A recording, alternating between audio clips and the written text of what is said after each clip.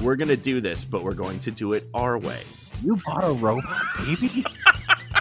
Wow, that was a joke grenade. That took me a second. Imagine the poop emoji as furniture. It's weird that we didn't do that 10 minutes ago. We should have started that before, That makes a lot of sense. Why wouldn't we do that? Too late now. Matt, you forgot to disclaimer this part. We're old, and we remember how it used to be. There, go. And it was better then, too. You got to put that in there. Ice is back with my brand new invention. Something grabs a hold of me tightly. While you guys are weaving belts, I'm going to sing this little tune that I wrote. We think we're funny. On with the show. This is X Radio X. All right, Matt. Well, I've hit record, so that it? means it is now time to start this episode of X Radio X. It's episode 13. Can you believe it? I feel like we should just call it episode 14, like we're a high-rise apartment building, and 13 is bad luck, so we'll just call it 14. Do you think anyone will notice? You come in on the main entrance floor, but that's not one. That's main entrance floor, and then you work your way up to then there's floor 2, lobby level, which is actually 3, which is and you're at a swanky hotel if the pool is all the way on the top level. Mm-hmm. We haven't got to the pool yet with our episode. We're not at the pool, so we're at episode technically episode 12 13 14 we're at 14. It's 13. Stop it. We have a very, very special guest that we're going to get to in 1 second. But you wanted to? Are we going to just do this disclaimer and then?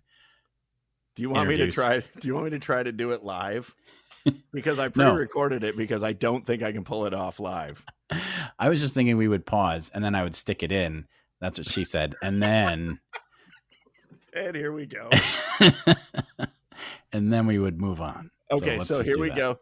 This is the part where we do our very professional thing where we give you a disclaimer in case you have children or easily offended people in earshot. So, all right, well, I'll be quiet now.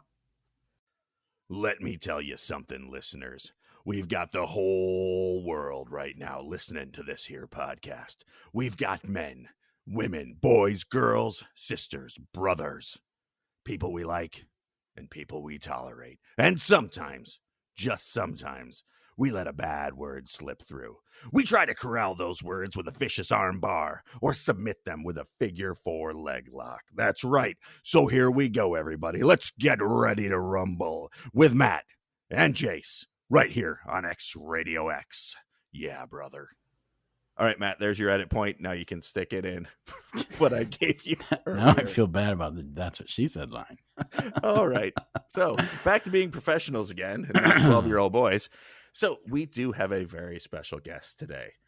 We have it's somebody that we've known for a very long time. Mm-hmm. And a lot of good radio stories that we've good shared experiences. Stories. And another cool thing is he looks exactly how I remember him. Yeah, exactly. The wonders of internet. You guys can't see him, but trust me, he looks like 20 years old. He looks exactly like Stone Cold Jim Bollinger. Yay, Jim. How's it going? Hey, guys. This is so cool to be a part of this show, and especially now that I'm on show number 13. 14. I think that means I'm going to break it. Well, yeah. if the mic before this is any premonition of what's going to happen, yes, we will totally break this show. Should be smooth sailing from here, really. So one of the things that we always do with the people that we have on, we like to have. So far, we've been really enjoying touching base with fellow college radio DJs that we went through the college radio experience with, and we had a bunch of fun misadventures and weird things happened. And we always like to ask, how did you get into college radio? So that's where I would like to start is you started out, you went to the same college that we went to. You went to Northern Michigan University. And what made you decide, I want to be on the radio here?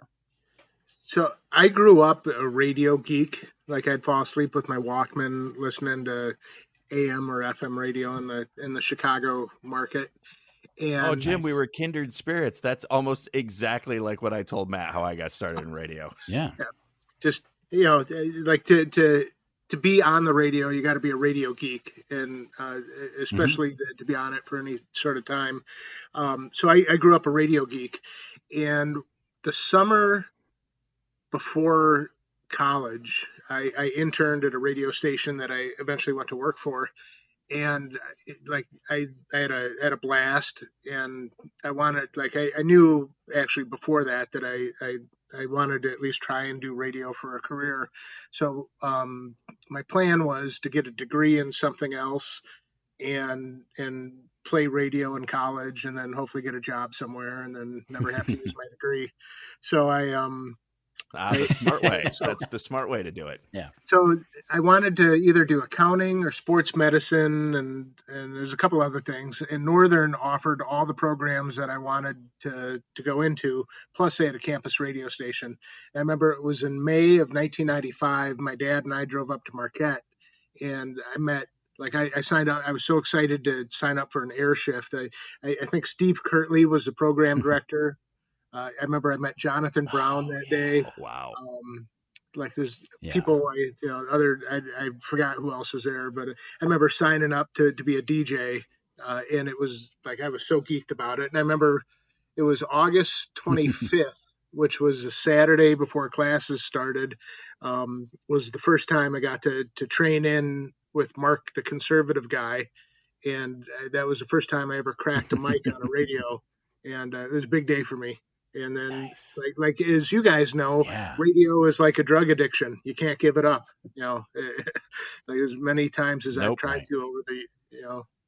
So it all started with They keep Mark the lowering the conservative. pay, and we keep coming back. Yeah, yep. Yeah. So that's kind of how I got started.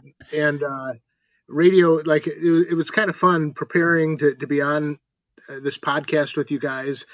Like I spent a lot of time the last couple of days thinking about college radio and how fun it was, and we were doing radio. In hindsight, it was really the shift of when what really good radio used to be creative and fun, and then like I think Exactly.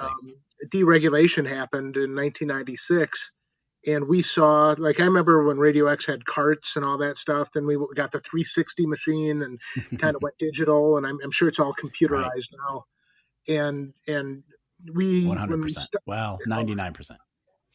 like we were able to be creative, and like I remember splicing reels with Kent and all that. Like that was fun stuff. But anyways, we were in radio at a time where you could be really creative and have a lot of fun, and like it was my career for a while, and I slowly watched that fun and creativity go away and just turn into what it is now. So I look back, some of my fondest memories of just being Yes. in radio in general was Radio X, and we man remember Yeah. like we did a like didn't we have a morning show one of the years? Like I remember Bridget was part of it, and Oh, like it yes. seemed Yeah. And there was a news show. It was that it we was our did. ill-fated Radio X morning show, and it was we tried, but then we realized that what are 6 to 8 college kids really bad at? What that is Getting up in waking the up morning. at 6 o'clock in the morning to that's do a right. morning show. It's different Yeah, if it's a 3 to so 6 a.m. oh, and you know what? I was thinking the 3 to 6 a.m. time slot was the like I remember I did a Jimmy Buffett show where it was all Jimmy Buffett music, and that Yeah. was like one of the radio shows I remember the most of college because when nobody's listening, you could do whatever you want and have fun with it Yeah. and be creative. And I remember the art of segging between songs, and that was Right. those were fun And that's days. something that we've talked about. We've talked about that before on the podcast, is that there's something that made you invested in it because you were creative. You could make Yep. live things go into people's ears because of your actual physically doing a thing and then doing another thing and doing another thing and creating this this piece of, I don't want to say it's art, but it was a skill, and it was something that was a created thing that when you become digital and a computer does it all for you, you aren't a part of it. You're just basically one element that gets stuck in between other things. And that's the part that, again, not to beat this dead horse because I've already beaten it to glue, but it's the part that killed radio, in my opinion. Yeah. I agree. It's not it's a job now. It's a computer track. It's not local, no matter what they try. And there's a lot of people that give it the old college try, no pun intended, Yeah, to make it as local as possible. But sure. like Jim brought up deregulation, and not to get into the serious business side of this whole thing, but once that happened and all of these stations started getting bought up by bigger media companies, what are big companies really good at doing? Efficiencies. Yeah. So they get they get every rock station. They say, here's a play. This is what rock music is today. Mm-hmm. So every station, here's your 10 currents, here's your 30 recurrents, and then here's your okayed list of classic tracks to play, and cycle it every 2 hours and go. That's pretty much it. Here's all your liners, here's all your hits, here's everything that's going to happen. Oh yeah, and we'll put a jock in there too, just because we need somebody to do the live read. The only time that they really have any identity anymore is either you'll get a rogue station that'll put up an overnight person or a late night type thing where they know they're not getting a ton of listeners, so they can take a chance. And then in morning shows, and even morning shows are fairly, because you and I have talked about doing just a whole podcast talking about morning shows. Yeah.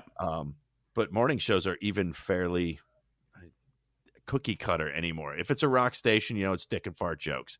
If it's an AC station, it's going to be things that revolve around your life and, how to make lunches today. And if it's a talk station in this day, it's going to be, politically based. Sure. Excuse me. And probably if it's in a major talker, it's probably right of center. They're going to talk it's about. Where you can sell ads. That's basically it. Who's going to be interested in the ads we're selling? Yeah.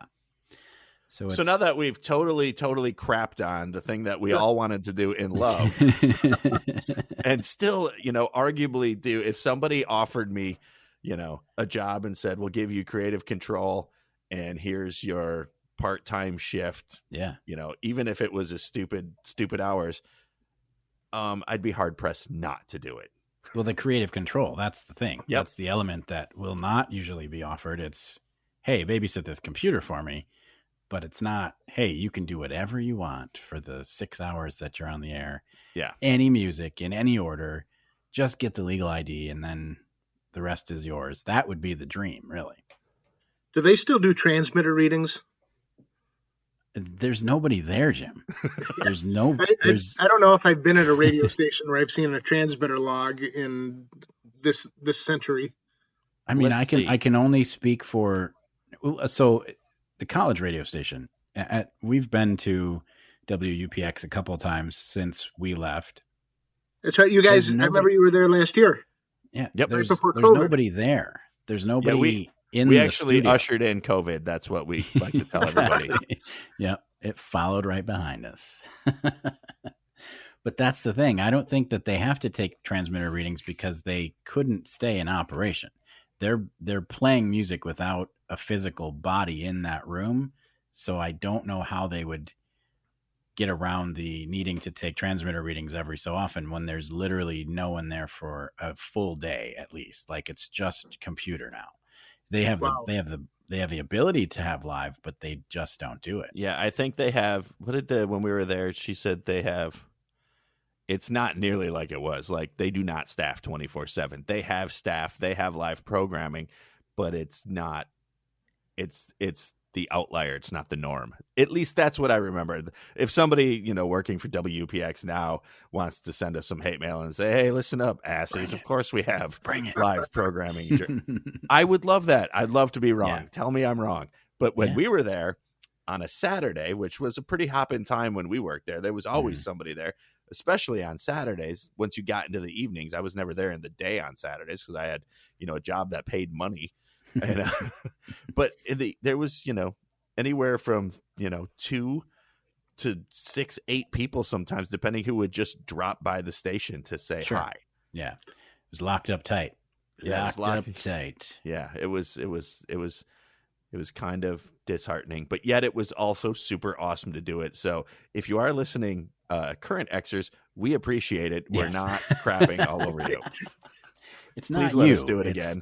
It's the entity that you. What did you say, Matt? work It's in. not you. It's just everything you like and stand for. Exactly. I remember So speaking of no, go ahead. I was going to say, speaking of Saturdays, I remember there was a while I worked at WNMU FM. Mm-hmm. Yeah. It's funny, I can't say those call letters without saying the full legal ID.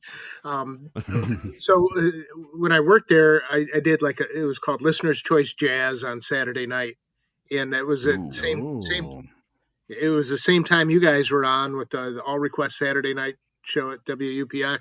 And I remember one night we all met up at the Washington Street Pub, I think, and so Yes, our bar of choice. Yes. we all got off work at midnight or something, and the bars closed at 2. So I wanted to catch up with everybody else that was there. So I did an hour of power drinking, and somehow we ended up at Matt and Sluice's house. And I think didn't I put my hand through a wall or something? I was thinking I You did probably punch a hole in the wall. Yeah, I owe somebody money You for sure that. did. Didn't you No. fix the wall though? Didn't you That's- come over with drywall and plaster and mud and fix it all up? No, that's how I learned how to put that's how a Matt repair learned how on, to do it. on drywall. Yeah. So thank you for giving me that life lesson. Hey, anytime, man. Oh yes, I remember that too. I also was it? Now you can feel free to edit this out, Matt. We'll give you Sure. an edit point here because Jim was the one. We were there at the wash tub, one of many nights we were there after being on a radio program, and something was going down, and all of a sudden we hear, the sound of glass breaking, and there's Jim with a bottle in his hand. It's like, hey, what's going on? I was like, oh no.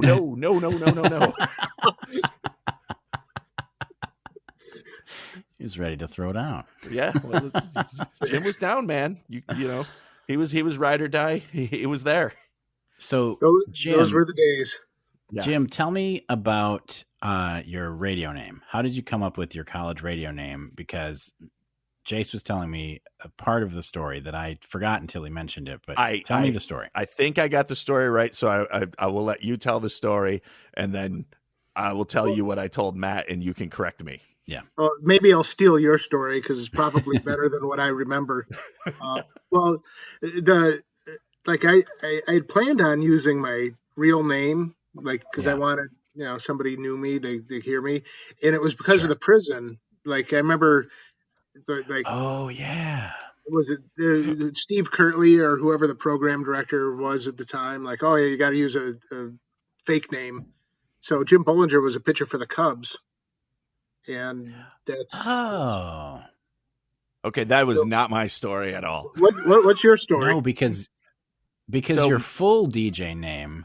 Yes, you were originally Jim Bollinger, but you became Stone Cold Jim Bollinger. I don't remember how that came about. Okay, I do. So even if I'm wrong, it doesn't matter because Jim can't remember anyway. Yeah. It's now recorded for historic data. I don't remember exactly why.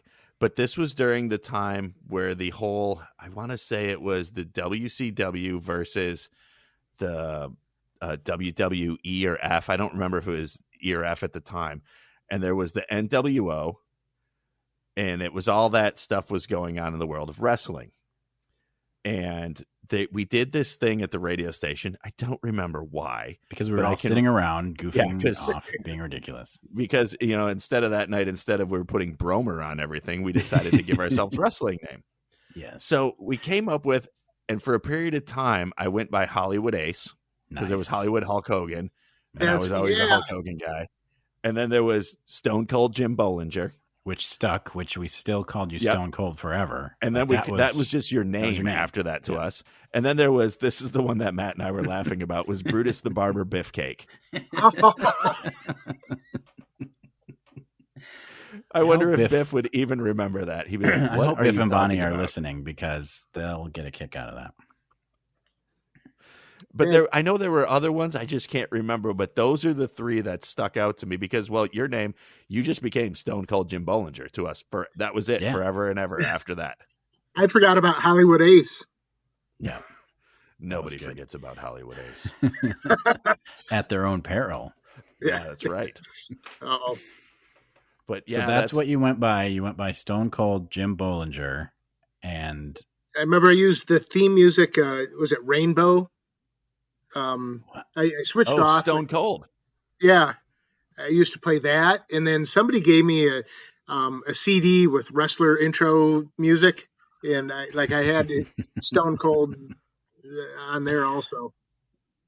Yeah, nice. because it Yeah. was originally because Hollywood Ace was of course the alter ego of Hulk Hogan when he went over to the WCW. Oh, when he became a heel? Yeah, and then Stone Cold was Stone Cold Steve Austin, who Right. was originally Stunning Steve What? when he was in the WC. I think he was in the WCW, and then he switched over to the WWE, where he went and he became Stone Cold Steve Austin. Yeah, he was a face for a while, I believe, as Stunning Steve, but that didn't work out. But Stone Cold worked out just So- like it did for Jim. Thank you all Yeah. for tuning into our wrestling podcast. Yes. Now we're going to talk about Hacksaw Jim Duggan for the next 45 minutes. Jace? Oh, Hacksaw Jim Duggan. See, this is if you ever want to talk wrestling, we've got to get Clint on here. Clint, The Crippler. God, no, I didn't think that's what he went by. Did he? If it's I think so. which Clint Did are he? you talking about? Not Are you Empire. talking about So Clint Oh, the Crippler. I remember real quick. You just reminded me. I remember. Did we make a liner or something about the only radio station with 3 Clints? or did we at least talk about that? Somewhere Empire is wanting to kill us right now because he does not go. He goes by Empire still. That's his name. That's what he goes by, and I respect that. I would But- love to hear that liner. If we exists, I didn't don't make that remember it, liner, it's a shame. but yeah. Yeah, I swear it was the only radio station with 3 Clints, and then like somebody saying, "Ooh, extra sensitive" or something like that. Maybe it That's never. beautiful. That's beautiful. All right, so let's move swiftly along. One of the other things we like to do with our guests is we like to talk about the music that reminds you of your experience in college radio or in radio in general. And so we asked you to come up with a list of songs. And so if you are ready to do that, let's begin with some of the songs that you were thinking of. Yeah, let me. Okay, I wrote it down here. You know, it's funny how eclectic this list is, and that's one of the things I really liked about Radio X was, you know, and like one of the bands that sticks out to me from Radio X, and I don't remember any songs off the album. I think it was their second album, Modest Mouse, came out. It was like Yeah. 90. It had been like 98 or something like that. And I remember Kent was like he hated the fact I like I like Kiss and Night Ranger and a lot of the Yes, Airbag he was not a Gotham. fan of the. He was not a fan that we were fans of music like that, Jim. Yeah. I do remember that. And I remember like he introduced me to Modest Mouse, and like I remember playing that album, and every time I play it I liked it a little bit more, and thought, maybe I do need to Mhm. expand my musical tastes. And now, like, you know, one of Yeah. the stations I listen to is Alt Nation on Sirius XM, and they have heavy airplay there, and I think of Kent every time I hear them. So thank you, Kent. So anyways, That's cool. um, They have a new album coming out too, actually. Modest Mouse has a new one coming out. really, Yeah, I can't remember what it's called, but they have it. They released one single, and then their new album is coming out, I think, in the next month or two. So that'll be fun. What else So you got, buddy? So looking at one Thrash and Trash Tuesday song that I played, I swear, every time I was on the air, and I haven't heard it since. So, sorry, I just got a text. So, Snap Your Fingers, Snap Your Neck, Corrosion of Conformity. I knew it. Snap your fingers, snap your That neck. song has came up in, I want to say, every person who's been on. Yeah, So, and I has think so. brought that up in one way, shape, or form, because I always would gripe about it, because when I started doing Thrash and Trash Tuesday with Jeff, we would get a request every time we were on the air Yeah. for Snap Your Fingers, Snap Your Neck. And it got to the point, it's like, no, we're not playing Snap Your Fingers, Snap Your Neck by Prong anymore. It's not happening. And so it became a running joke for a long time. Yeah. And then I told, I think it was Matt and Jen, I told them, I says, I went back and listened to it. It's actually a good song. I think I was just tired of people wanting to hear it every time I was on the air. Too many fingers, too many necks snapped. Yeah. You had enough. That's right. That was Prong. I was thinking it was Corrosion of Conformity. Prong. Yeah. Okay. That was, where did they go? Did they do anything after that song? Prong? Yeah. Yeah, they had they still tour. Really? Yeah. And I listened to some of their newer stuff and it's good. It's if you like Prong, it's very prongy. It's very prongy. I'm not sure how to review that on the spot right now. I have a friend of mine who lives down in Detroit. One of his friends actually played bass in Prong for a while. What? Toured with him. Yeah. That's incredible. I want to say it was on the Cleansing tour, which is the Snap Your Finger, Snap Your Neck album. Would have been the Cleansing tour, or right after that, right around that time. He was sponsored by Fiber One. Sponsored by Super Colon Blow. All right, Jim, what else you have up there on your list? So I'm looking up there. I probably should have looked up the name of a song. That's all right. I do all my research on the spot too, Jim. You're in good company. Yeah. So, well, we were in college. Rob Halford left Judas Priest, and they hired, and I think they made a movie loosely based on this. They hired Ripper Owens, who was the lead singer of a Florida Judas Priest cover band, and he put out an album on CNC Records, which is a great record label back then. They put out Slaughter and all that. Anyways, Ripper Owens, it was like, I forget the name of the album. It was actually one of my favorite albums of the 90s. It was just a solid album. And I remember when it came out, they sent us a bunch of CDs to give away. And so I was playing it one night, and I'm like, okay, 10th caller, 227-2348 gets an album. And so I go through the people calling, and I get to the 10th caller. And I'm like, hey, you won, and chit-chatting with the guy a little bit. I'm like, okay, what's your address? And he said something like Phoenix, Arizona. I'm like, oh, are you visiting Marquette? What are you doing here? He's like, oh, no, I'm listening to you online. And that was like, we had just started doing online broadcasting. And it to this day, it still blows my mind. Like, this guy could have listened to like any radio station literally in the world. And he was listening to Thrash and Trash Tuesday on Radio X. And it was so cool to have a listener halfway across. That's incredible. Yeah, that was... the album was Juggernaut. Yes. Oh, Juggernaut. There you go. Awesome. That is incredible. And it's someone not too long ago, I can't remember, maybe it was Doc that sent me that link that's like, tune into any radio station in the entire world just by like clicking on a button on a map, and it'll play the radio station. And that does make you think how many possible things you can listen to at any given time now that the internet has every radio station on it. That does blow your mind when you think that guy in Arizona was like, Upper Michigan college radio, this sounds great. What can go wrong here? He won a contest, so it worked out for him. The question is, did you mail him the CD?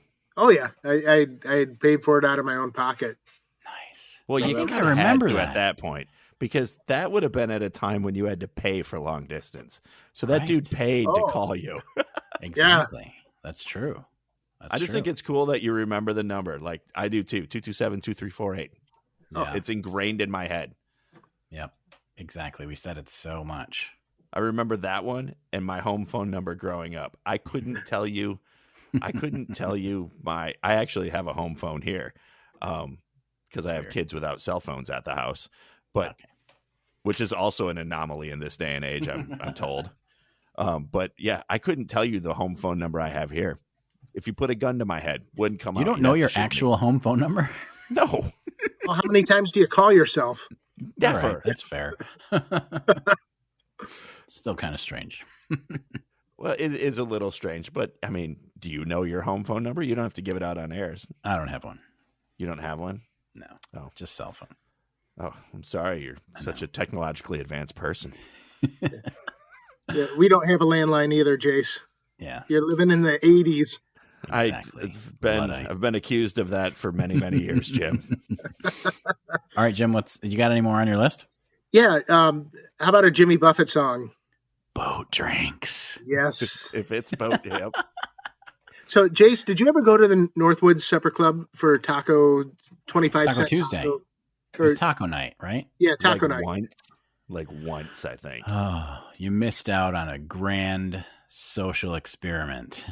Isn't that the place where, gosh, what were their names? It was the Jim and Ray. Jim and Ray. Yeah. And Jim and Ray played a variety of Jimmy Buffett You'd get all songs. tuned up, and then you'd yell boat drinks at them. Exactly. Yep. See, I wasn't there, but the legend, it made its way out the door. They were so happy when I left Marquette. They would see us coming, and they'd be like, these guys again. Damn it. Yeah. But you couldn't beat it. I mean, it was really the best deal in town because I think you could go late at night and they had a taco bar and it was like a nickel or something per taco. It was so cheap. Or maybe it was even a quarter, but still, it was dirt cheap to get tacos. And I don't know what the price for beer was because I wasn't a drinker, but it was like a really good deal and live music. And these guys would take requests. They sometimes would play boat drinks. Sometimes but they would always get asked to play boat drinks. They would always get asked. I seem to remember they had like a balcony or something that you could look down. Yes. We always sat up a little bit higher than the bar. It was like an elevated section. So you had to go down to the bar and we sat up higher so we could see them from above. And they always knew us and they definitely rolled their eyes when we came in. Yeah. But sometimes they played that song. Sometimes they did a lot of requests. They couldn't always play boat drinks. That was a good memory. We did that like for a while. We were doing it like almost every week, weren't we? Because it was like Tuesdays or something. Whatever night it was, we were there religiously for a while. Yeah, it was a lot of tacos and a lot of. Yeah, I can't believe I never went to that. I mean, I think I went there one time, maybe twice. Yeah. And I don't remember the full crew. I know it was Jim and me. I can't remember who else would always go, but there was someone else. Was Sluice with us? Did he go? I think he went quite a bit. Yeah, I want to say Sluice was there. Was Sean part of it? Biff? Maybe. We'll have to reach out. Man, I remember. Oh. I was probably busy hanging out with my girlfriend or something dumb like that. Stupid girls. I remember. We didn't make that mistake.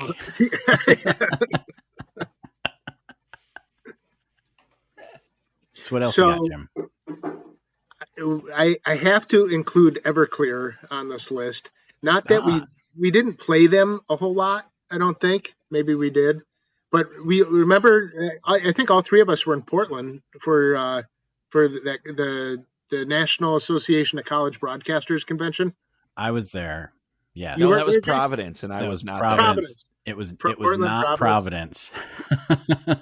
They played all the time at the Love Pad. Was not Providence. Not Providence, exactly. Yes, Providence, Rhode Island. I did not go because I was probably lame and hanging out with my girlfriend. Again. Well, I one of my memories of that show, this was when I first started to feel old. I think we started off at the front. They played some like bar, it wasn't that big of a venue. And I remember being up by the stage, and within like the first song, somehow I got pushed to the back of the room because I wasn't moving quick enough. But there was you aren't slamming into people. Now there was another band we saw. I think they're called the John Street Porch Band. Remember they were? I don't even remember what I'm so impressed that you remembered. Yes. So they were the John Street Porch Band, and they. Here's the thing that I remember. So we went to 2 shows on that trip. One was Everclear, and then at this dive bar, Juliana Hatfield played, and the opener for Juliana Hatfield was the John Street Porch Band. It was this all-girl rock band, and we were so in love with them that I believe we recorded liners in the bathroom with them on the DAT recorder. We took them into the bathroom and we Are you sure this is a microphone? we were like, hey, you want to record some liners? And they were, I mean, I think looking back, they were probably a little skeptical, but they did it. They recorded. They were like, I think, and I remember this vividly. They were like, hi, this is so-and-so from the John Street Porch Band. And when we're in Marquette, Michigan, we listen to, and we were like, you're never in Marquette, Michigan. But I remember vividly recording those liners on DAT for them. I don't know that we ever played them on the air, but we were like, we have to have a souvenir of this band somehow. Yeah, they were, if I remember right, weren't they in lingerie or something on stage or something close to it? Yeah, they were a little sexy. Mm-hmm. Yeah. And they were good. I think their music was good. Again, not memorable, but it was good. Yeah. And we were like, they have to be part of our lives. So hold on a second. Yeah. So you took lingerie-clad women from a band into a bathroom to record liners for a college radio station. And that's all that happened. Checks out. That's probably not even the weirdest thing they had to do on that tour. No, probably not. Probably not. And I cannot find them on the internet right now. I'm looking all over. I'm sure they went nowhere. I mean, no offense to them. If any of them are listening, then I think your music was wonderful. Changed my life. But I also remember, do you remember it was so convincing, by the way. I bought a jar of spaghetti sauce when we were there. Because the mayor of Providence, Rhode Island, sold his own line of spaghetti sauce that you could buy. And it was like the mayor's own spaghetti sauce. And I was like, well, this is my souvenir from our trip to Providence, the spaghetti sauce. And it sat in my pantry for years until I just threw it away because it was disgusting. I couldn't open it. It was way past the expiration date, but that was my souvenir from our trip. Not something cool, but it was a jar of Mayor's spaghetti sauce. Wow. That's gross. You had a cooler souvenir than I did. What was your souvenir? I don't. A couple hazy memories. Well, I don't know. That's a pretty cool souvenir to have. Yeah. I remember other stories from that trip that I will not put on tape anywhere that some folks told me about the trip there and the trip back. So we'll just leave those to everybody's thoughts out in the ether of the internet. Ether. Yeah. I know that some Radio X stickers ended up on a few places in Providence, Rhode Island. So apologies to the city of Providence. Maybe for that. In a bathroom somewhere where liners were recorded. Maybe. Yeah, that's probably true. Yep. Yeah, that was a good one. So Everclear, you know what? It is funny because other people have mentioned Everclear too, because right around when I started, Santa Monica was the song. Like that song was everywhere. So I remember playing it quite a bit. And a lot of that album and a lot of their music, I ended up playing. We talked about this last podcast, but they redid a lot of their songs recently. And by recently, it was like 10 years ago, but it was kind of garbage. So when you're our age, that's recently. Yeah, exactly. I like to say when you're men of a certain age. Mm-hmm. So we were at Radio X 22, 23 years ago, something like that. My last show would have been late 98, early 99. So yeah. Okay. So if you think about like 23 years before that, like, you're looking at the, mid 70s. Right. Yeah. Right. I know. It does make you feel like super old. Oh, wow. That's a lot for me to deal with on a Sunday night when we're recording this, Jim. Thanks. Real nice. Man. On that note, so who played a gig, I think it was my freshman year, before I knew who she was. She played a gig at NMU, and I regret not going, was Ani DeFranco. Oh, yeah. I didn't see that one either, but she did get a lot of play on the radio station. Yes. I did not go either because I didn't realize what I was missing at that point in time. It's funny, like her music through college, I appreciated it more. And now, like, Mhm. my wife's a big fan of hers, and every once in a while, I'll take out my Living in Clip CD and listen Yeah, to that. that's a great CD. Great, Yeah. great album.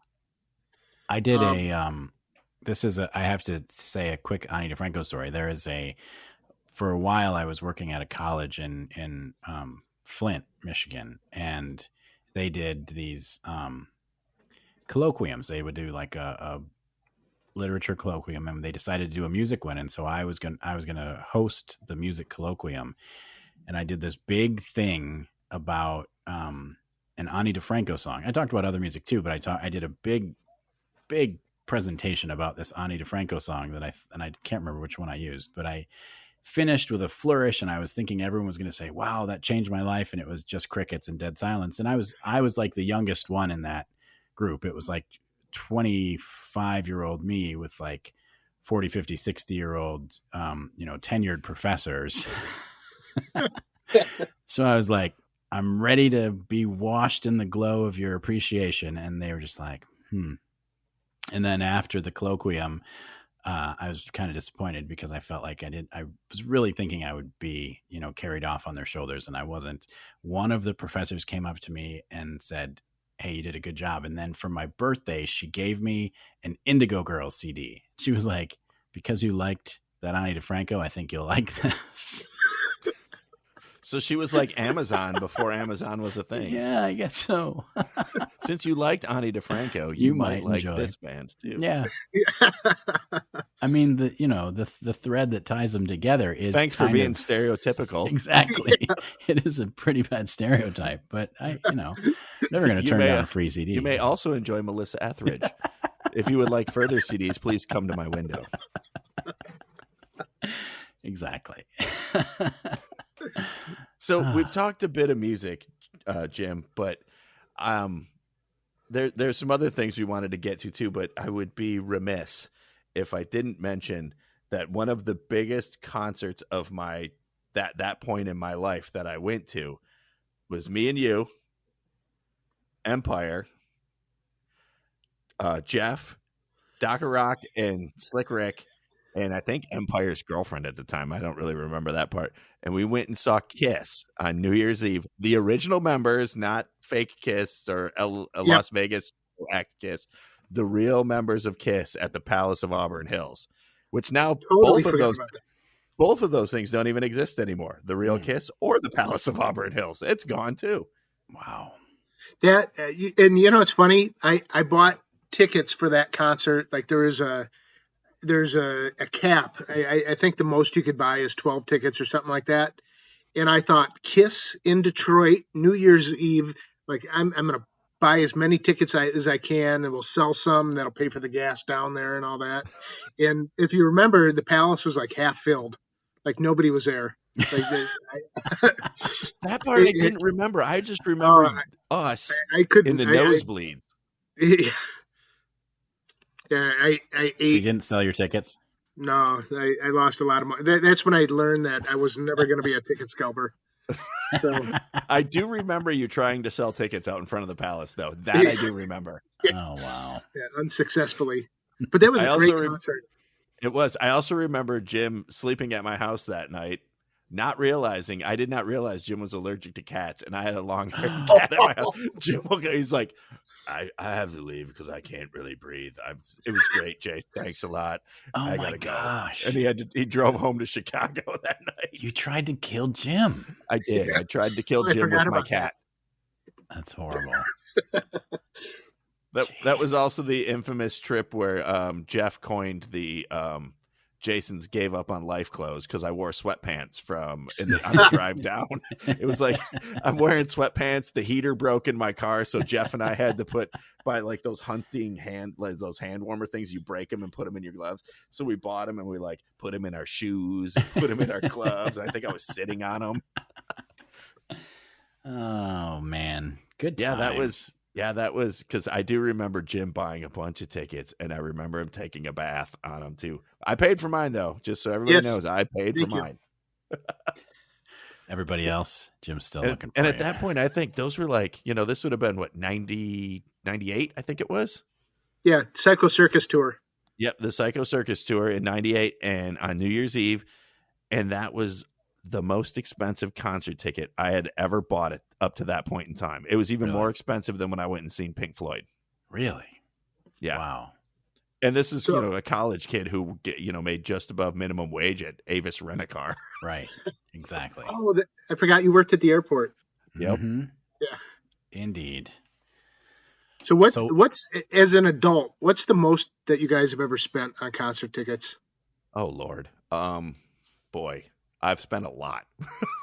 And Yeah, on shows you probably would be totally surprised that I spent a lot of money on. Now, do For you mean me, it's like not as a a lot. full, like the amount of tickets I bought, or one ticket? Like one ticket. I'm gonna have to think about this one for a second, Matt, if you've got a quick answer. Yeah, for me, it's not a lot. I would say $80. That would be, and that was, I think, Pearl Jam. Where'd you see Pearl Jam? Oh, man, where did I see Pearl Jam? It was in, I don't even remember where I saw Pearl Jam. I can't remember where I was living then. I think it was Michigan, somewhere in Lower Michigan. I can't remember, but that was the time, because I've seen REM. REM was around 60, and that wasn't too bad. 9 Inch Nails was around 50 or 60. Metallica was 50 or 60.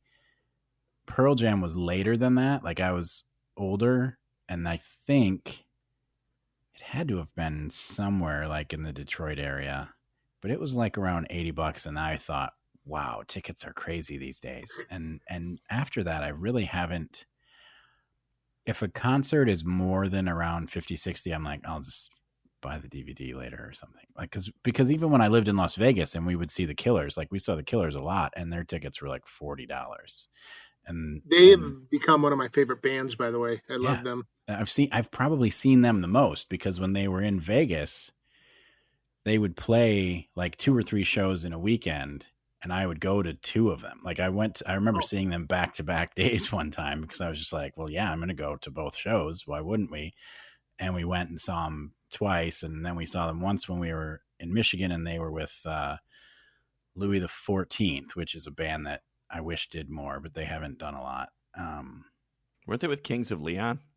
No, but I did see Kings of Leon. They were with Decemberists or something. I can't remember who Kings of Leon. Oh, that would have been a good show. Played I don't really with. like Kings of Leon, but I like the Decemberists. Yeah, I've seen the Killers probably the most, because they have been they're definitely, since they came out, they've been probably in my top 10, if not my top 5, I would say. But their tickets are never. I haven't looked to see them. I haven't looked to go to a show recently. I don't know what they would sell for now, but they were never really crazy expensive. I think my most expensive one, I want to say it was the last show that I bought tickets for before the pandemic shut everything down, was I bought tickets for myself, Amy, and the girls to go see My Chemical Romance on their reunion tour, and I paid well over $100 a ticket for those. Nice. Those would be probably my most expensive ones. I don't know what my dad bought us tickets. I didn't pay for these, but my dad bought us tickets for Christmas to see Kiss on their last tour. Mm-hmm. Their supposed last tour before their next last tour happens. Exactly. The one that's right before the next last tour after that. Was it Tommy Thayer and Eric? Yeah. It was great though. Don't get me wrong. I mean, I'm a Kiss guy, so I hate the fact that they wear the makeup of the original members. It drives me nuts. But they put on a hell of a show still. They're trained professionals. They've got it down. It's like doing the same dance every night. They know exactly what to do, and everybody eats it up. And I yelled at somebody at that concert, because literally these girls behind us were talking loud enough that it was drowning out the music from the stage. Wow. So I turned around and yelled at them, and they got all like offended. And then my sister sealed the deal when she just turned around and cursed them out, and they shut up and left. Beautiful. I'm surprised you didn't say everybody licks it up. That was a missed opportunity. Yeah, I did miss that one there. How about you, Jim? What's the most expensive you've ever paid for a ticket? I got to preface this with my wife let me do this, and I'm very thankful. Good. So Oh boy, this is going to be a lot of money. I was I got a general admission ticket for the last Fare Thee Well tour show by the Grateful Dead at Soldier Field. So this would have been 2015. So Okay. so it was all the surviving members of the Grateful Dead. The last time they all performed live together, and Bruce Hornsby was there. And you know what? Somewhere I've got somewhere I have a picture. I made. They came out with a DVD of the concert. In my head, you could see Yeah. me in the DVD or in the video, and then also in some of the liner pictures, you see my face. So No so it was worth way. it. Yeah, but I think I paid Wow. $850 for one ticket. Ouch. Yeah, Yeah, you win. You win. yeah. You win. Holy. Handedly, you win. But I It gotta seemed worth it, say, right? Totally worth it. as what I'm tired of is like people I'm fans of stop touring or dying or like, oh, I wish I would have seen Hmm. them or whatever. And this is, Yeah. I was at the second to last Grateful Dead show with Jerry Garcia at Soldier Field back in 1995, and I just like it was something I didn't want to pass up. So, uh, Yeah. Yeah. kids ate ramen noodles for the next couple months, and it all worked out. But They're still alive. It's ladders. fine. So So, I know what you're talking about, and I've tried to do that too to make sure if there's a show that comes that I want to go to. I've reached a point where I'm like, well, yeah, things are expensive, but I've done okay, so I can spend some money every once in a while. Because Right. I also remember having a chance to see Nirvana, oh, Oh, and I was like, I'll see them next time they come around. I think I had to work or no. something dumb like that, so I Darn didn't it. go. Yeah. And then he Right. ended, Kurt ended up killing himself. Supposedly, there's a conspiracy theory there, but we Right. won't get into that on this one. And ever since then, I'm like, all right, if I get a chance to go to a show, unless something really is stopping me, Yeah. I'm gonna go if I Yeah. want to, because I'm not gonna miss that again. Well, and people blow like a couple $100 at a casino and then they've got nothing really to show for them, but they had fun. You at Oh, least dude, have an experience that you can tell everybody about and you spend the same amount of money and you had fun. So if you're not I hurting take a anybody, who family cares? of 7 out to dinner. Yeah. That's an expensive concert ticket Right. right there. Exactly. So, so yeah. do you guys still go to shows at large venues? I Or haven't in a I guess while.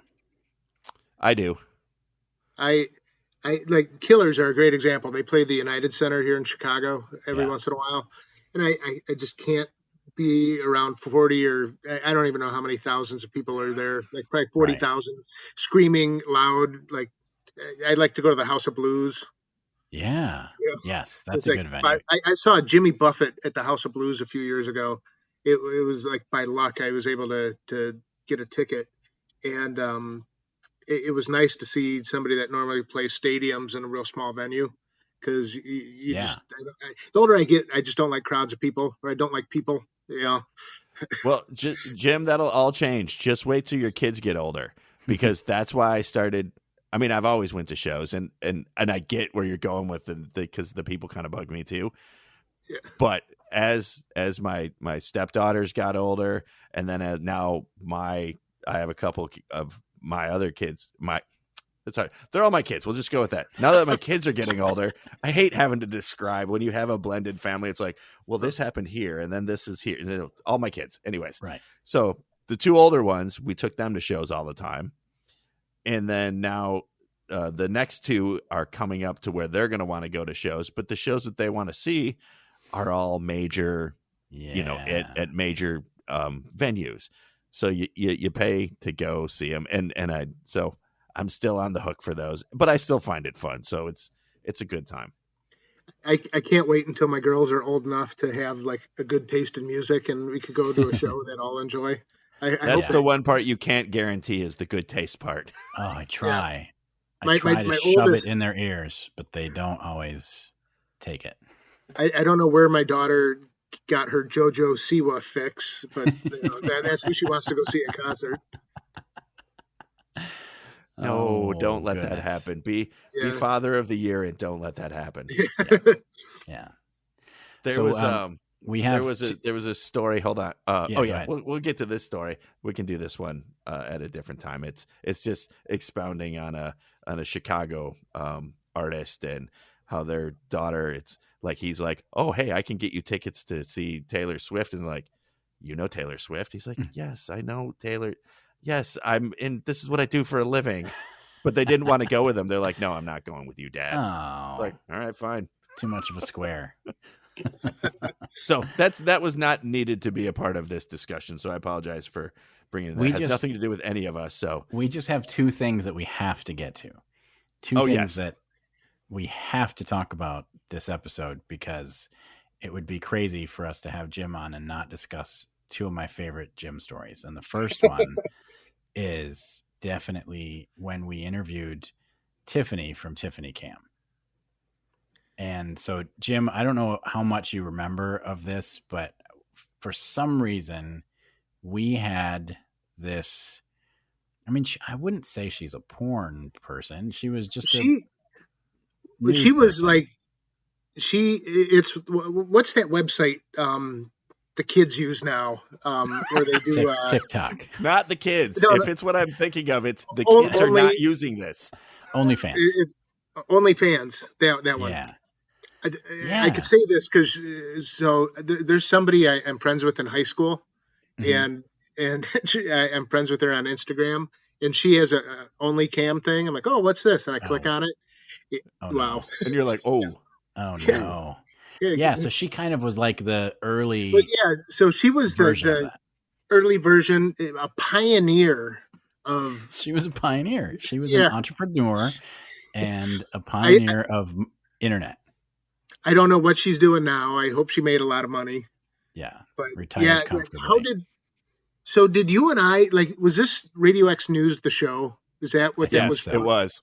Yeah, okay. I think it was Radio X News the show, and for some reason we had reached out and said, "Hey, could we interview you?" And then she said that she would have it on her website while we were talking to her, right? But at the time, and this is the state of technology, I think at the time, I don't know if it wasn't like 100% live but she would have to she would post pictures of like a little sign that said, "Hi, Jim and Matt," or something. And then we talked to her about her life. I don't know what would we even talk to her about? I remember nothing of the interview. All I remember, somewhere there was a picture where she wrote your name in lipstick on her stomach, right? Yes. Am I remember? Yes, she wrote Proof Rock. She wrote Proof Rock on her stomach, and I remember you were a little bit smitten with her, and you kept saying, "Tiffany, you're amazing." And I think we turned that into a liner at some point. We had that, "Tiffany, you're amazing." We did something with that because it was so funny that you were like, because here's the thing. When you're doing a radio show and you have this great idea to interview somebody who to our eyes is like, this is a catch. And then you actually start talking to her, like, what are we supposed to talk to about this girl in a bikini? I don't know what to say. What'd you have for lunch? Exactly. I'm just going to tell you, don't go look up Tiffany Cam now. No. If you, it's not I tried what you that think too. It's going to be. Yeah, it'll probably do something to your phone. But back then, she was like I don't know. She was a little bit older than us, and she had this business where she would do bikini things and maybe less than bikini things, and we were like, this is going to be cool. We're going to have her on an interview, and it's a radio format for the most part. People were just listening. Yeah. So it's two college guys trying to talk, intelligently with a girl that was like older than us and, in a bikini. It was very weird. It was weird. I can't imagine that interview lasted more than like 5 minutes. No, it couldn't have. And because I don't know. I mean, I think we had some questions, but it was just off the rails and hilarious. And everybody either made fun of us or talked about it for at least a year after that, if not until today. See, it's good radio. 25 years later, we're still talking about it. Exactly. Exactly. Yes, and that lended itself to one of the, in my opinion, one of the greatest liners we ever had on the radio station. What is that? Was Jim saying, "Tiffany, you're amazing." Yeah. Radio X. Yes. And it got played all the time, and it was one of those things. But it was probably one of those ideas where you two thought, all right, we've got these questions, and this is going to be good, and we're going to do it, and it's going to be great. And then she gets on, and it's just like, freeze. Yeah. No idea what to say now, because now we're looking at this. Yeah. This is not something we ever imagined we'd be in front of, and here we are. How do you interview someone who's wearing, like, I think she just had her underwear on, like a bra and panties. Yeah, exactly. Well, if you asked me now, I would know exactly what to do, because I'm a highly trained professional. All the blood rushed out of my head. Then it was just like, yeah, it was a hilarious disaster. So now we need to get to the big story. And I've talked to you a couple times texting about this, and I've told individually a few people about this, but I've been waiting to tell this story on the podcast since we started. The time that you and I almost died, Jim. Yes. Do you want to start this, or do you want me to start it? Well, because it was your idea, I think. I remember the night, like I want to say it was through AOL or something, like in a chat room. We met this guy.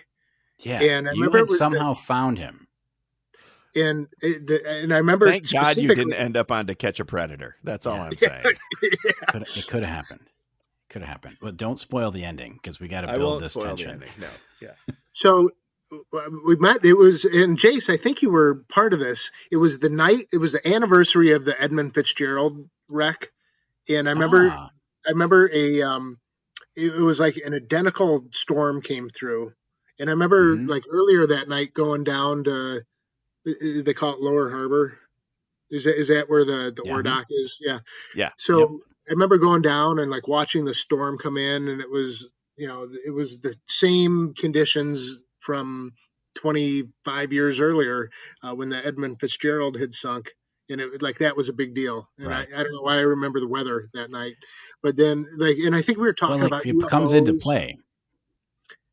Yeah. So basically, this guy reaches out to you, and he says, "I've got guaranteed evidence of UFOs in Upper Michigan," and you were like, "Would you come on the air to be interviewed?" And he was like, "Yeah, but you have to come to my house and do the interview at my house." And you told me about it, and we're like, however old we were, 19, 20, whatever, 21, and we're like, "Yeah, we'll do that. We'll drive out." What could go wrong? Yeah, so radio gold, and we're not going to use anyone's names because we don't want to get anyone in trouble. But so you and I think you drove, because I didn't have a car. We drove out to, it was a little town in the middle of nowhere in the woods. It was called Palmer, I think, right? Yeah. Was that something like that? Yeah. So we drove out there in the middle of this storm, and we were like, "This is gonna be great." We had our DAT recorder. We had our microphone. We had the two of us buzzing with excitement to see all this evidence, proof of We're going to break open the UFO story on Radio X News.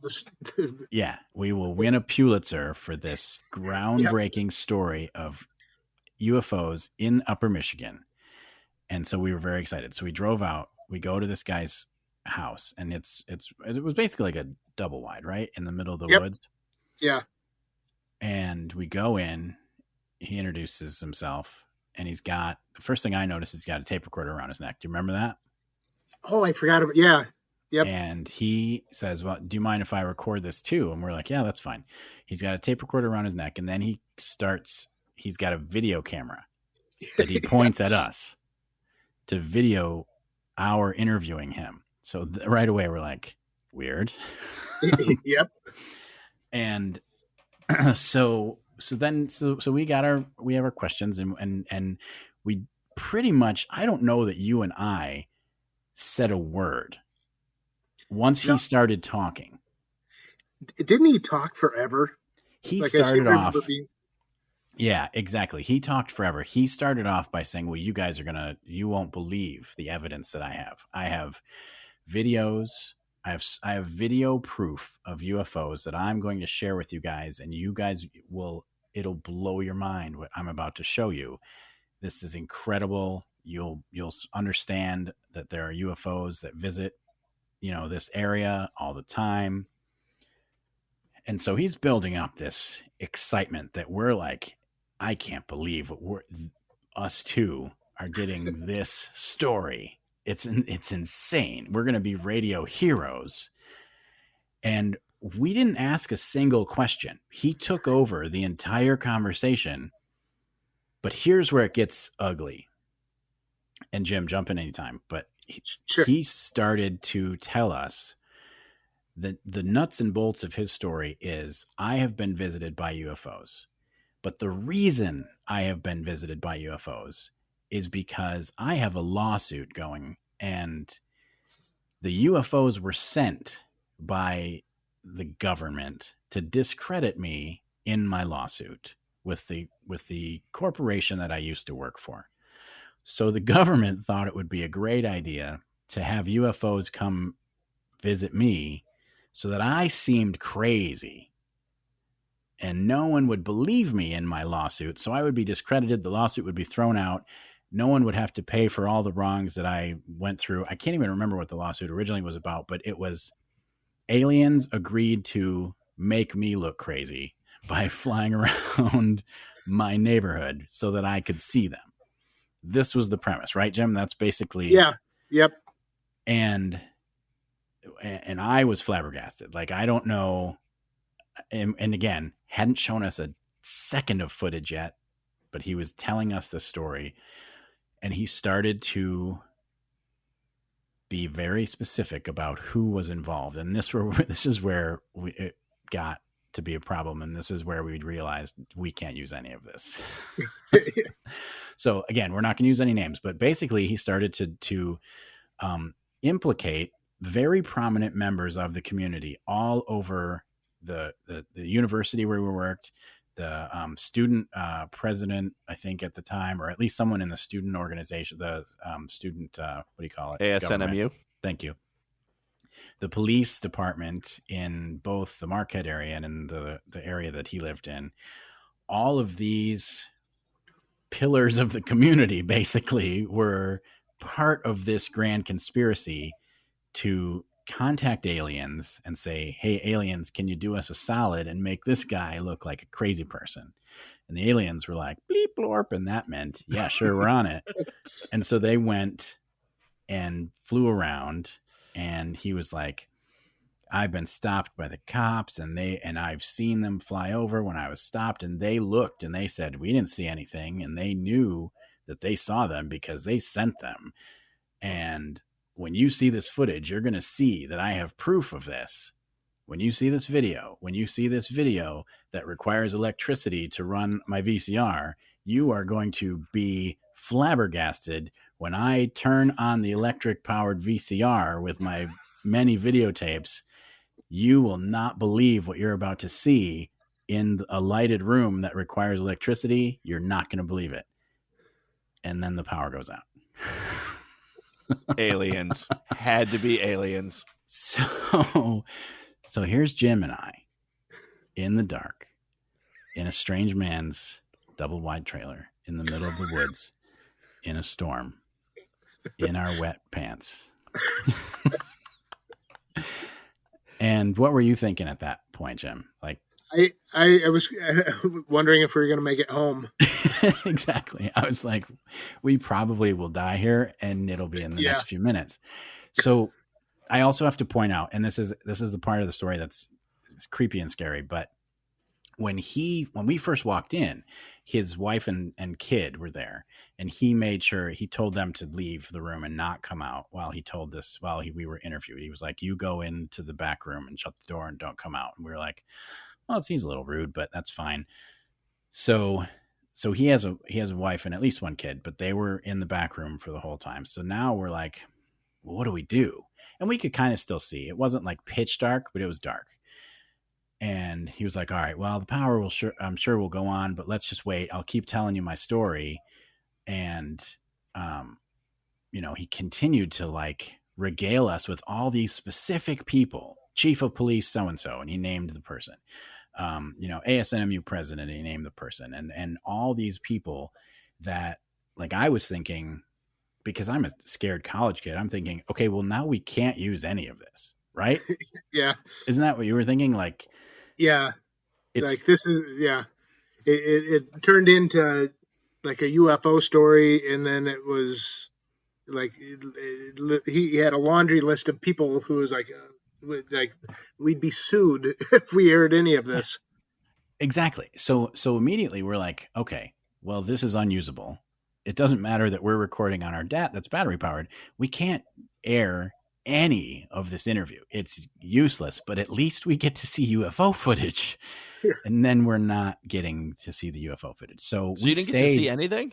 No, here's the thing. So we stayed, I don't know how long we waited. Like we waited like good 10, 15 minutes or something to see if the power came back on, and it never did. So what we were going to do, and I don't remember, do you remember, was he going to have us come back, or was he going to send us something? But he was like, we'll have to do this a different time. I'll have to somehow get you the footage. We made some sort of deal where it was either we come back or he sends us something, because the power never came back on while we were there. Do you remember? There was some sort of agreement? We just wanted to leave. Yeah, my only memory of the end of the interview was wanting to get out of there. Yeah. So we hightail it out. We, drive home thinking, what the hell? This is completely useless, completely scary. And that guy he doesn't need the UFOs to discredit his sanity, because he just did it for us, right?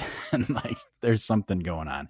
He's not a well man, basically, and that's the kind way to say it.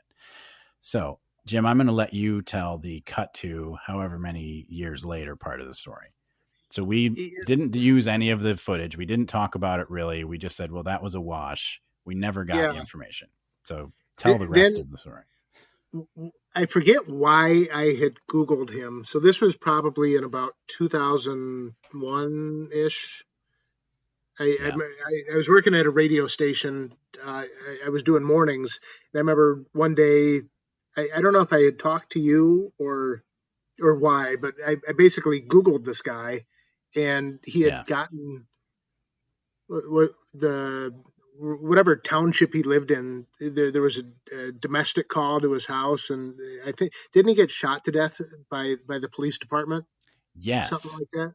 Yes, but the part that I can't remember, did his family get shot too? Did he kill, or he was either killing his family or he was just holding them captive, and he ran out and got suicide by cop, is what they were calling it. Like he ran out and was gunned down in his front yard of the double wide, and keeping his family prisoner. I remember reading that and thinking that none of this surprises me. And no. I also remember thinking, man, I am glad this wasn't Matt and me. Seriously.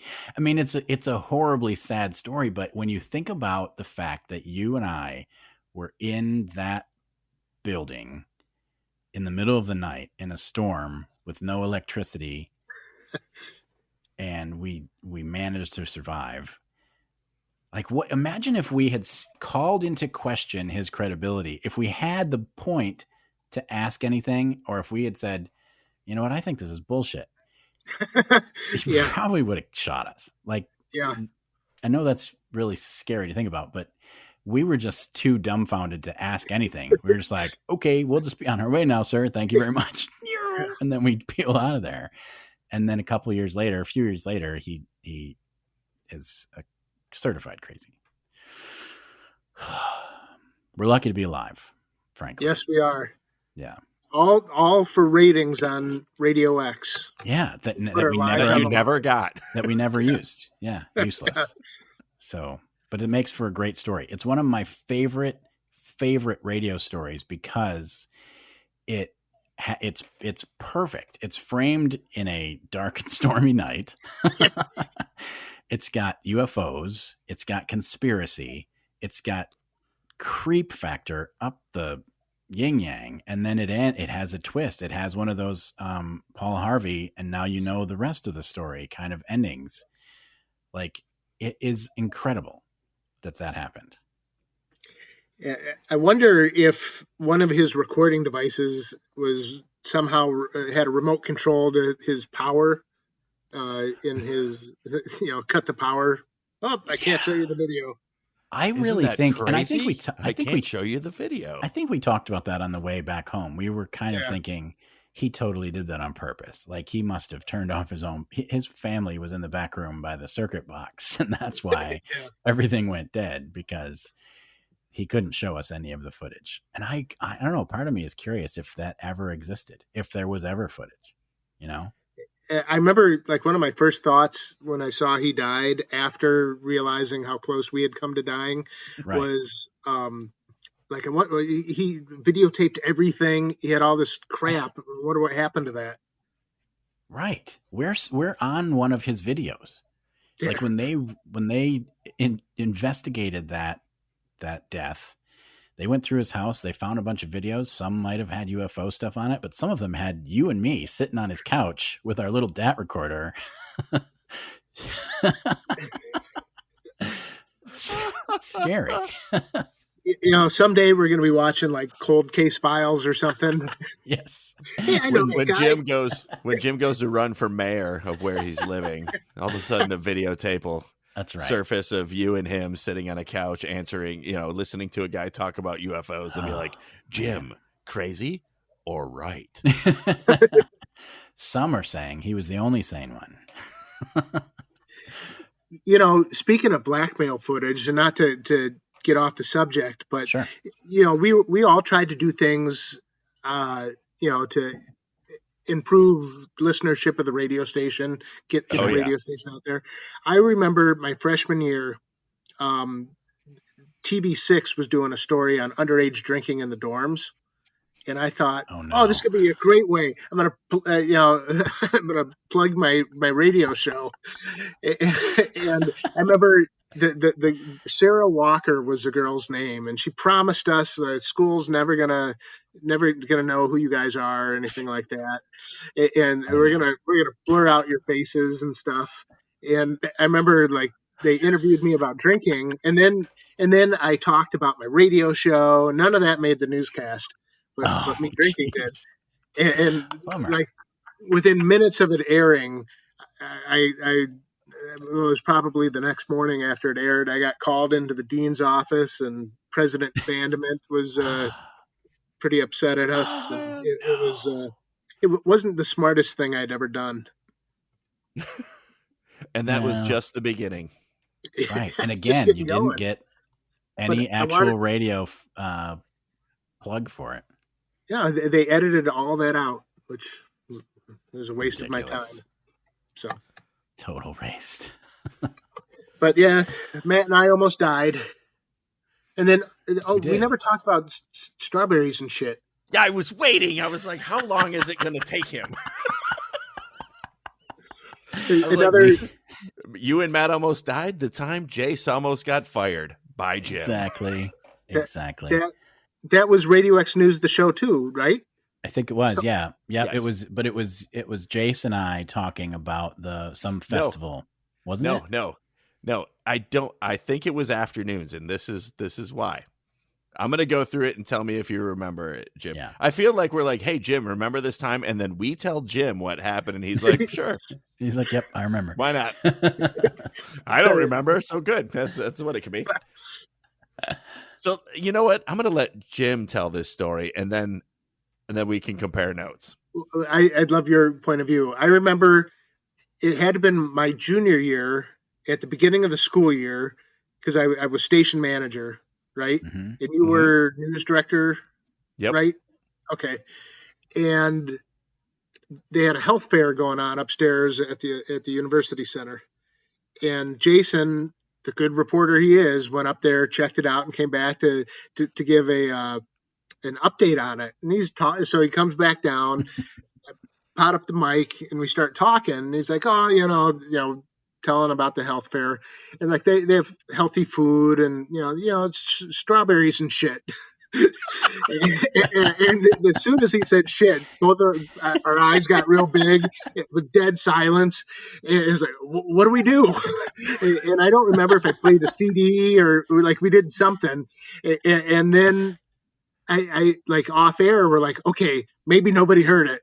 And as soon as one of us said that, somebody comes running through the front door. You just said shit on the radio. I can finish that story for you because you've got the whole skeleton is exactly how I remember it, but I can give you the details on the end because I remember vividly because I'm the one who said it. Right. So I'm telling you everything they did up there because I remember what pissed me off the most about that health fair is, I'm in college. I'm in my early 20s. I'm in arguably the best shape of my life, which for me is not awesome, but it's pretty good. And so they did my BMI and I was like morbidly obese according to their BMI. I remember that. Everyone was. Everyone who got it measured was morbidly obese. I was bent.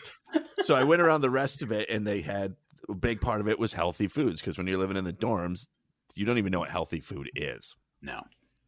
And so I come down and I'm telling Jim about all this stuff and he's, giving me, we're on air doing it. And I was like, yeah, they have healthy food, like watermelon and fruit and, strawberries and shit. And it was just silence. Like both of us are just looking at each other with like eyes as big as silver dollars. And he just pots up and hits play on a CD. And I remember you going, all right, I'm not exactly sure what I'm supposed to do now because I'm the station manager and you're the news director. So if nobody says anything, we won't have to do anything about it because maybe nobody heard it. And literally seconds after he said that, Josh comes through the front door. Holy did you hear what Jace just said on the air? And Jim and I both are just like put our face in our hands. We're like, oh shit, what are we gonna do now? But I didn't get fired thanks to Jim. No. That it helps. See, when you go to the bar and drink with the station manager, it gets you like a 1 or 2 get out of jail free cards. So then it became maybe if only one person heard, and then another person rolls in. Did you hear? Okay, maybe if less than 10 people hear. Because a lot of people used to listen to Radio X back then. We were Student Organization of the Year at one. I think it was that year. Yeah. We were Student Organization of the Year. Like everybody listened to us. I like to remember it as we were pretty hot shit. Yes. People liked us. I agree. In the tens of hundreds. Yes. Good. I'm glad you remembered that, Jim. I was like, okay, we have all these stories. Should I bring it up or is he going to bring it up? Thank you. He brought it up. It was one of the most memorable. I share that story quite often talking about radio mishaps. Yep. Yeah. No 7-second delay on college radio. No. Yeah. Why didn't we have a delay? You'd think of all the radio stations that would. Yeah. Like we'd put callers on live. Right. We even had a delay on Sunny 102. Where there was no strawberries or shit. No strawberries or shit. Yeah, Delilah never said strawberries and shit. No, never. John Tesh, he's a little edgier. He might throw true. down some of that every once in a while. So let's talk about what we've been listening to. Yeah, this is so do you want to go first or do we want to, pin Jim up against the wall and be like, so what have you been listening to, Jim? I know you have a few Jim, what have you been listening to? I'm going to bet you it's Veggie Tales or... Do you listen to any new music? Paw Do you have Patrol. anything new that you've been checking out or anything that you're just revisiting after many, many years? Like I said, I like the Killers. When I have a chance to listen to Alt Nation in my car, they're probably the band I'm thank God the Hannah Montana phase is over in my house. Thank God that never happened in my house. Whew. Yeah. Dodged a bullet there. Miley Cyrus has some jams now. She's doing Lollapalooza this year. I heard that. Yeah. She's on her Indie Cred tour, isn't she? Mm-hmm. Yeah. The lineup this year is kind of weak. I think Foo Fighters are the main headliner. Journey, I think, is going to be there. Journey? On Lollapalooza? What? Yeah. I saw them live. I think it's Journey. I saw the Arnel Pineda Journey. They were good. So I know Riot Fest is also in Chicago there. I would go see that. They've Nine got Inch a Nails, right? decent lineup. Nine Inch Nails and not Smashing Pumpkins. Who else is it? I thought you were gonna, Smashing Pumpkins is on that bill. Yeah. I thought you were gonna say Smash Mouth, and I was like, no. No, but there's another tour going on that's Nine Inch Nails and like the Pixies or something. No, that's Riot Fest. They're Oh, on it that one is. too. Yeah. And Smashing Pumpkins. See, that's a good show. I would That's see 3 that. Lots of days. people. That's a lot of people, yeah. That's a lot of breathing in everybody's faces. That's I a hope good they're point. all vaccinated or they have the magic. I don't know. They take silver tabs or whatever to keep them from getting sick. Whatever. So another band that's going on tour that had to be rescheduled, the Hella Mega. Have you guys heard of the Hella Mega tour? Oh yeah. So It's the Hella Weezer, Mega is Fall Out Boy, and Green Day. Exactly. Weezer, Fall Out Boy, and Green Day are touring together. They had started a tour, or at least announced a tour 2 years ago, or maybe last year, and they had to cancel because of the pandemic. So now they're getting back out there. But Weezer just released a new album called Van Weezer. Have you guys heard any of this? It's really good. It is a very I don't know if I would call it homage or if I would call it ripoff or I would call it just a tribute because of the late Eddie Van Halen. But there are a lot of very Eddie Van Halen guitar solos. There's a lot of very Van Halen-esque songs. It's still a very Weezer album, but it's something, I think it's definitely intentional that we're going to put out a it's not hair metal by any stretch, but you hear a lot of the homage. You hear a lot of the, hey, this is going to sound familiar to you, but it's still a Weezer album. We're still, who we are. We're still Weezer. But there's a lot of two-hand guitar tapping, and there's a lot of, in the lyric, there's some, it's good, and it's fun, and it's back to Weezer the last two albums that Weezer put out, I was like, But this one, there are a lot of songs that I would listen to over and over again. So if you have given up on Weezer over the last couple albums, I would give Van Weezer a try because it's really fun. So I would check that out. Didn't they do the Toto remix? They did. And I really like that because I collect cover songs. So I like when they did a covers album, some of the things they covered. So they made it easy for you, is what you're saying. Yeah, they did Take On Me by Aha, which was cool. And they did Africa by Toto, which was really cool. And so that one was an easy sell for me because I was like, well, I have to have those. But this one is I think it's all originals. I'm not sure if there's a cover on there, but one of them, they definitely have to give credit to some metal bands, at least for the instrumental. The song is totally different, but if you listen to it, you'll be like, hey, wait a minute. I know this song. So I definitely, if you are a metal fan, at least listen to it once to either say, I hate you guys for doing that, or, hey, nice tribute, because they do some musical liberties of some hair metal music. So I would check it out. It's Weezer. I pretty much love everything they've done in different, levels of liking it, but they haven't really done anything that I don't like. I think that Rivers Cuomo has went through a phase for me where he was just taking nursery rhymes and putting new lyrics on them and saying, this is a new pop hit. And sometimes it worked. But like, I think one of the songs that he did most recently was like, he took that, it was like a old Amish song. 'Tis a gift to be simple. 'Tis a gift to be free. You know that song? And he made a pop song by changing the lyrics on it. And it was, I don't know. So there was some stuff recently that I'm like, come on, Weezer, you're a little lazy. But Van Weezer is good. I definitely think you should check it out because if you like Weezer, you'll love it. And if you like songs that sort of pay tribute to other types of music, then you'll double like it. So Van Weezer, that's what I've been listening to. Jace, what about you? So I have been listening to, ever since our episode where we were talking about formats. Yeah. I have been stuck on the Quiet Storm mix. I love it. Still. Yes. Like Whip Appeal gets played every day in my playlist, I swear. And but so I've been listening to that Silk Sonic song comes on constantly. It's getting a lot of radio play now. Like it's on all the stations. Like they even mentioned it on one of my favorite podcasts that I listen to, which is this is not a group of people you would expect to talk about Silk Sonic. No. And the other song that actually there's two other song. Well, one's a group, but the other song is the song "Driver's License" by Olivia Rodrigo. I'm like, people are like, Wow. "Hold on, aren't you a bunch of 40-year-old guys? Right. What If are this you is a listening to this for?" different choice for you. I'm Well, I'm I not have an knocking it, 11-year-old but it's daughter. different. Yeah. Okay. So There you go. that's Yeah. where I heard it. Hmm. I have to clear the air. It's not like I'm listening to going, oh, I love the latest 16-year-old teen heartthrob. So my daughter was listening to it, and I'm like, what is this? Who is this? Yeah. And she told me, and it's a good, you can, it's a well-written song. It's a pop song.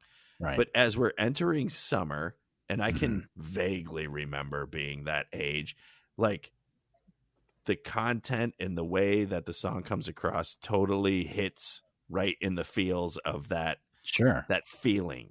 Oh yeah. Totally. No, I get what you're saying, and I think that I think everyone has either a song or a genre or a band that when they were a particular age, anytime they hear that, it immediately takes them back. Or if they hear something new that makes them think of that, it has an extra, like you get an attachment to that song, even if it's someone you've never heard of before. And so I think that, you know, Olivia Rodrigo, is that her Yeah, name? that's her name. That's what's happening there with you. For me, whenever I hear anything off of the Lap of Luxury album by Cheap Trick, I immediately think of Wow. junior high.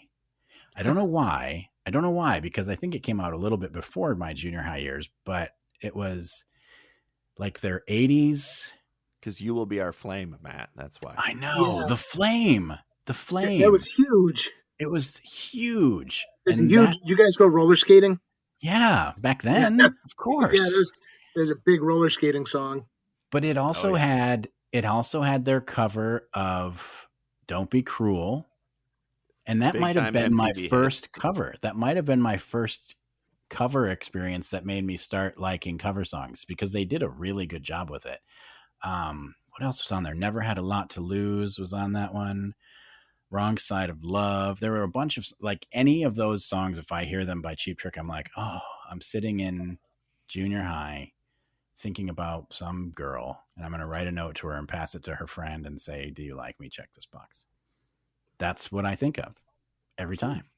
Yeah. Wow. And I think Olivia Rodrigo has music that people are going to, when they're 20, 30, 40 years later, they're going to hear something that makes them think, oh, that's what I was doing. I was driving great. around the boy's house in my new car with my new driver's license, wishing that he was. And he said we'd be together forever, but Yeah. now I drive by his house or his Exactly. street or whatever.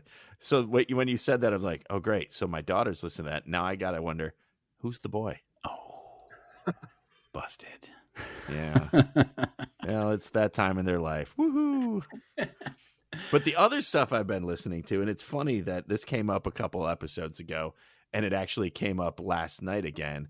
I was at a friend of mine's 20th wedding anniversary party they had last night. My buddy Matt, Your buddy Matt. About. Yeah. My buddy Matt. It was him and his wife Laura's 20th wedding anniversary yesterday, so they had a little soiree at their house, and Congratulations. And we were all standing around chatting, and he's a big music guy, so we talk music all the time. And there was another fellow there by the name of Joe, who, what I know about Joe, he would have fit right in at Radio X with like the Kents and Jessies of the world. Like he would have been like right in that group. Okay. And but he was making a case that over the longevity of his before their major label and even into their early major label stuff, there's no other band out there that delivered the quantity and quality of music as REM did. Oh, I love this guy. I love this guy. And when he started going through it all, I was like, wow, I really can't argue with you about that. You're right. That's solid. Yeah. Yeah, REM. Don't go back to Rockville. Oh, I love it. That's a great song. They have a song for almost every single genre, I think. I think that they could fit, if you could find a song, especially with their newer stuff, because a lot of their newer stuff is faster and much more electric guitar, and they could fit in almost any genre. They have a country song. They have AC music that they were really popular in AC for a while with Night Swimming and Everybody Hurts, of course. And they've got pop and they've got rock and they've even got some rap songs. They've got some hip hop artists on some of their music. I mean, they could fit almost anywhere except Quiet Storm. They don't have a Quiet Storm They're mix. just I mean, not gonna fit if you Quiet think Storm. about it, they did a song with KRS-One before it Yeah. was cool to do a song, Right. a crossover between like an alternative and a hip hop band. Right. They did KRS-One. He had a song with Nena Cherry. They did a song with her. They cross over multiple genres. So that guy is absolutely right. And I hope he listens to our podcast because he is the big winner. Whatever his name is. Joe. Yes, Joe. And Jim, so do you listen to and you can be honest with this one. Do you listen to a lot of podcasts? It's funny. I download them, like I subscribed on my phone to download your podcast, for example. Yeah. But I never seem to have time to listen. Hey, we get the downloads. That's fine. That's as long as we get the downloads, whether you listen or not. That's stick it to your wall. Whatever. We don't care. You download it. We get the downloads. That's the important part. Yeah. No, we actually would like you to listen because we talk about you every episode.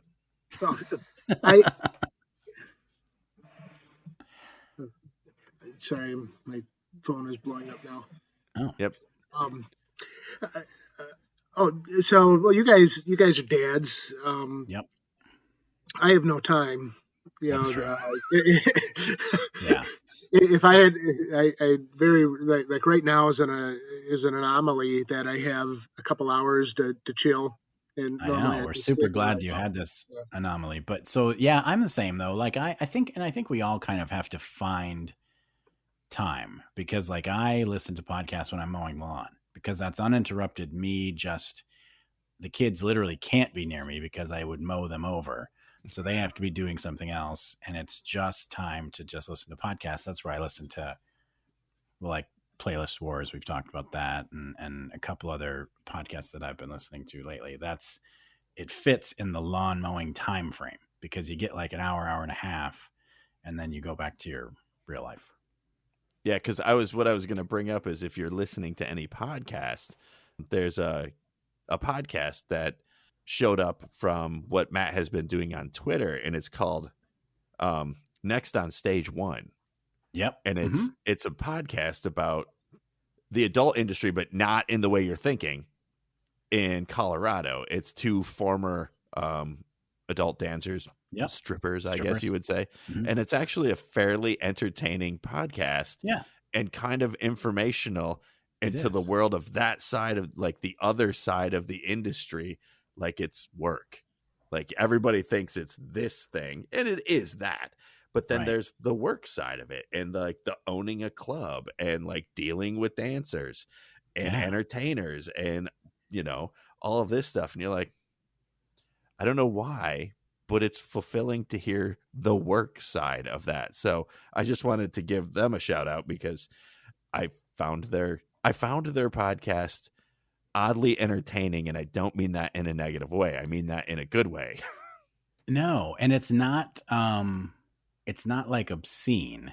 No, in not the at sense all. that it's not like talking about. Well, it is. It has its moments, but But I like that's that one not too. The goal. No, exactly. It's like talking about normal stuff, but in the environment of strip clubs and things like that. But that's kind of like, I mean, how many of us? Probably all three of us have sat in our workplace and thought this could be a TV show or this could be a movie or this, you know what I mean? And I think that they made it. It's called The Office. Right. That's where I work.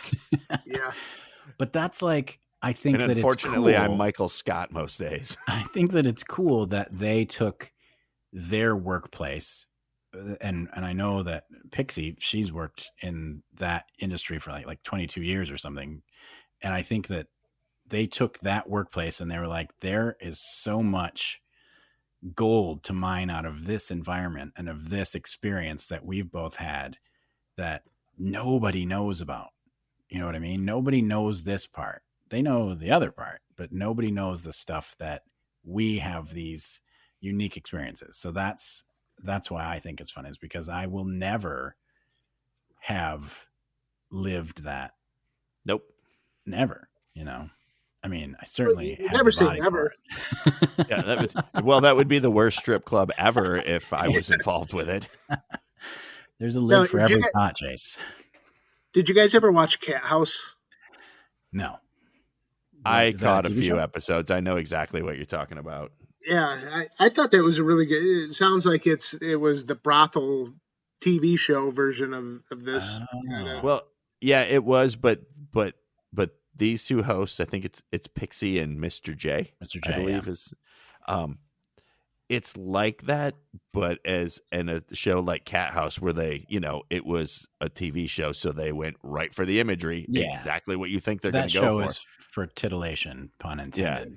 Not and for... Dennis Hoff did that on purpose because he had other ambitions beyond that. But it's on those same lines, but not. I don't feel like it's done just for the, as Matt put, the titillation factor. It's done for an informational reason, but yet it's entertaining. And there's some of it because, well, that's what the industry is. Well, and it's kind of like, hey, we're normal people that have opinions about the things that go on in this industry, and we're not just a prop on a stage that you throw money at. We have real lives, and we do real things, and we see this side of it, and then we see the other side of it, and it's, I don't know, it's interesting. I think that anytime we have houses, we have lawns, we're refinishing kitchens, right? Well, and she's actually she does metal, she works in a shop or something now. I don't know. I don't know the whole story because I just get on Twitter, you get tiny seconds of someone's life, and then you have to sort of piece together, especially if you're new to Twitter, you have to kind of build band-aids around all the missing things that you don't know and say, okay, I think I know what this person's about, but you really don't. But yeah, fascinating. Anytime you take a slice of life of someone in a completely different industry, it's fascinating. Next on Stage One. Yeah. You should check that out. Download it and don't listen to it. Yeah, download it and don't listen to it. Just give them the downloads. They'll be excited. Exactly. And then do a review as if you did listen to it. So here's what I was listening to earlier. Hey, that's us. Hey, that's us. It's me looking at me. Very cool. Yeah, I mean, it's nice to have them in your back pocket if you ever have time to kill and, your ears are free.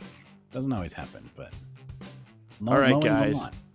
All right, guys. Well, we have went an hour and 41 minutes, which is par for the course for us, Matt. Yeah. I just don't think we're ever going to do a program anymore under 1:30 for our hour-long podcast. Yeah, for our hour-long podcast, we typically hit an hour and a half to an hour and 40. We did 2 hours the other time, so yeah, it's been an hour, I think, one time. Not that we couldn't keep talking, Jim, but I don't. I know you're in Chicago, so your local time is 1 hour behind mine. But let's just say,